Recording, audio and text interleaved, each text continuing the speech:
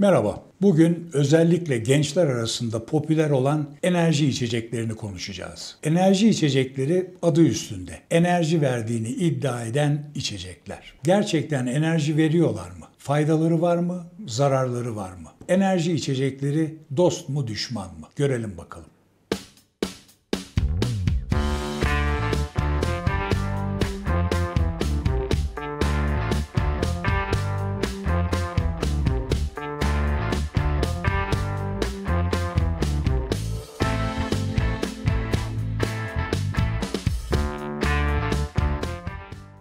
Enerji içecekleri özellikle son 10-15 yılda giderek daha popüler olan içecekler. Bütün dünyada olduğu gibi ülkemizde de tüketimi giderek artmaktadır. Akıl almaz cirolara ulaşan bu ürünlerin reklamasyonu için de her yıl milyarlarca dolar para harcanmaktadır. Hepiniz bilirsiniz. Adını vermeyeceğim bazı markalar bu ürünlerin reklamasyonu için özellikle büyük spor ve müzik organizasyonlarına sponsor olmaktadırlar. Bu markaların reklamlarında uçurur, kaçırır gibi yaratıcı bir takım sloganlarla enerji verdiklerini, performansı ve odaklanmayı artırdıklarını iddia etmektedirler. Esasen hedefledikleri kitleler gayet net. Sporcular ve aktif gençler, gece kulübü müşterileri, sınavlara hazırlanan gençler, saatlerce bilgisayar oyunları oynayan gençler. Öncelikle şu enerji içeceklerinin bir içeriğine bir bakalım. Şeker ortalama 35-40 gram. Kafein markasına göre 80 ila 200 miligram. Tuz, B vitaminleri ki bu vitaminler günlük ihtiyacımızın 20 kat fazlası. Taurin denilen bir amino asit, ginseng, ginkgo biloba, sunni renklendirici ve tatlandırıcılar. Şimdi bu içerikleri tek tek bir gözden geçirelim. İlk sırada şeker var. Şeker bu içeriklerin içinde enerji verdiği bilinen neredeyse tek içerik. Bu içeceklerdeki şeker oranı markadan markaya göre değişmekle birlikte yaklaşık 7-8 kesme şekere denk geliyor. Bu miktar esasen bir enerji patlaması yapmaya yeterli bir şeker miktarı değil. İşin ilginç tarafı bu içeceklere katılan şeker çok zaman sofra şekeri şeklinde değil, enerji olarak doğrudan kullanılamayan yüksek fruktozlu mısır şurubu şeklinde olmaktadır. Ve bu şeker de karaciğer yağlanmasının en önemli nedenlerinden bir tanesi. İkinci sırada kafein var. Kafeinin bir enerji değeri yani kalorisi yoktur. Kafeinin tek özelliği çok güçlü bir uyarıcı olmasıdır. Enerji içeceklerinin içindeki kafein miktarı yaklaşık 200 mg kadardır ve yaklaşık 4-5 tane Türk kahvesine eşdeğerdir. Neredeyse standart hale gelen üçüncü içerik değişik formlarda B vitaminleridir. B vitaminleri de aynı şekilde bir enerji yani kalori kaynağı değildirler. Dolayısıyla bu ürünlerin bir enerji verme özellikleri yoktur. Üstelik enerji içeceklerine konulan değişik B vitaminleri günlük ihtiyacımızın neredeyse 20 katı. Bu kadar fazla B vitaminini kullanmamız mümkün değil. Bizim metabolizmamız böbrekler vasıtasıyla bu fazla B vitaminini doğrudan idrarla atar. Dördüncü ilginç içerik taurin maddesi. Taurin esasen bir amino asit. Esansiyel yani elzem olmayan bir amino asit. Yapılan bilimsel çalışmalar taurin maddesinin hücre enerji metabolizmasında bir rolü olduğunu göstermektedir. Ancak bilimsel çalışmalar bu maddenin dışarıdan verilmesinin ekstra bir enerji verip vermeyeceği konusunda fikir birliğine varamamıştır. Son olarak da ginseng ve ginkgo biloba gibi çoğunluğu uzak doğu kökenli bazı otların ve meyvelerin ekstreleri mevcut. Hakeza bu ürünlerin de enerji verdikleri konusunda herhangi bir bilimsel dayanak yoktur. Şimdi gelelim bu enerji içeceklerine bir bütün olarak bakalım. Değişik markalar altında satılan bu içecekler genellikle 250 mililitrelik tenekelerde satılmaktadır. Bu videonun hazırlanması vesilesiyle ben bir tane aldım ve tadına baktım. Berbat bir şey. Kimse bu ürünleri tadı güzel diye içmiyor. Benzetebildiğim tek şey Loğusa şerbeti. Bilmeyenler annelerine sorsunlar. İçtin mi hiç Loğusa şerbeti? İğrenç, berbat bir şey.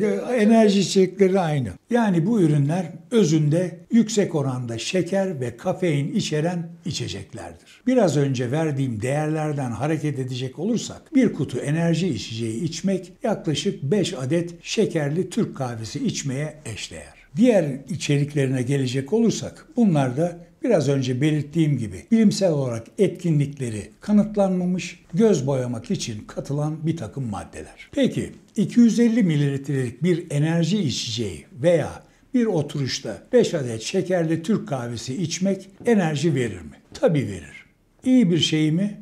Kesinlikle hayır. Hele bu ürünleri kullananların genellikle günde 1-2 taneden fazla içtiklerini düşünürsek artık gerisini siz hesap edin. Enerji içeceklerindeki şekerin çok büyük dozda olmadığını biliyoruz. Peki yüksek dozda kafein almanın bir takım zararları var mı? Kesinlikle var. Üstelik bu ürünlerdeki kafein kahveden gelen bir kafein değil, çoğu sentetik kökenli maddelerdir. Birkaç sene önce kahve ile ilgili yayınladığım videomda kahvenin gerçekten olağanüstü faydalı etkilerinin olduğunu anlatmıştım. Bu faydalılığın içinde yüksek oranda mineral ve antioksidanlar olduğunu söylemiştim. Enerji içeceklerindeki kafein bu minerallerden ve antioksidanlardan yoksundur ve kafein olarak herhangi bir faydası da yoktur. Peki şimdi gelin bir oturuşta yüksek doz kafein almanın etkilerine bir bakalım.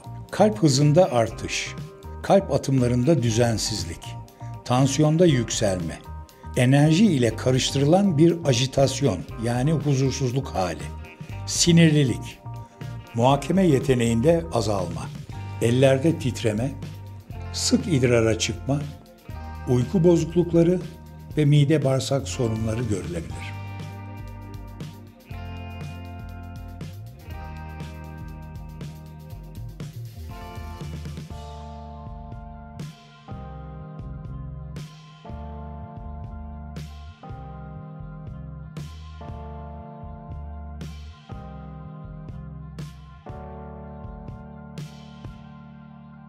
Tıbbi bakımdan bu yan etkilerinin en önemlisi kalp üzerine olan etkileri. Yapılan bilimsel çalışmalar enerji içeceklerinin tüketilmesi sonucu oluşan kalp atım düzensizliklerinin çok tehlikeli olabileceğini göstermektedir. Enerji içeceklerinin tüketilmesi sonucunda oluşan en önemli elektrofizyolojik değişiklik kalp EKG dalgasında QT aralığının uzamış olmasıdır. Kalp elektrosunda QT dalgasının uzaması bir sonraki kalp atımının gecikmesine neden olur. Bu süre içinde de çok tehlikeli olabilecek bir takım ekstrasistoller ortaya çıkar. İşin ilginç tarafı kahve şeklinde yüksek oranda kafein tüketilmesinin aynı etkilere neden olmadığı. Yani enerji içeceklerindeki sentetik kafein doğal kafeine göre çok daha tehlikeli. Bu durum enerji içeceklerine katılan diğer maddelerin de etkilerinin olduğunu düşündürmektedir. Ülkemizde bu konuyla ilgili yapılmış bir istatistik var mı bilmiyorum. Ancak Amerika Birleşik Devletleri'nde her yıl